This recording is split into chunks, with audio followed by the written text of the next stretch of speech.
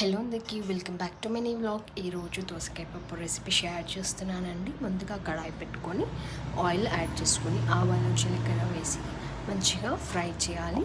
అందులో కట్ చేసుకున్న ఆనియన్, మిర్చి, కరివేపాకు వేసి పచ్చివాసన పోయేదాకా వేపుకొని కొద్దిగా అల్లం వెల్లుల్లి పేస్ట్ వేసి పచ్చివాసన పోయేదాకా వేపాలండి. పసుపు వేసి చిన్నగా కట్ చేసుకున్న దోసకాయ ముక్కలు, అలాగే నానబెట్టుకున్న పప్పు కూడా వేసి మంచిగా కలుపుకొని లిడ్ పెట్టి ఒక 5 మినిట్స్ అనేది లో ఫ్లేమ్లో కుక్ చేసుకోవాలి.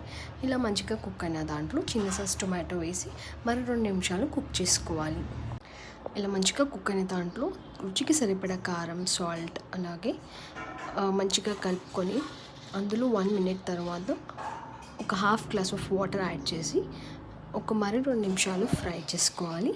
ఎమ్మీ టేస్టీ దోసకాయ పప్పు రెడీ అయిపోతుంది. మీకు స్పైసీగా కావాలంటే కొద్దిగా మసాలా వేసుకొని సర్వ్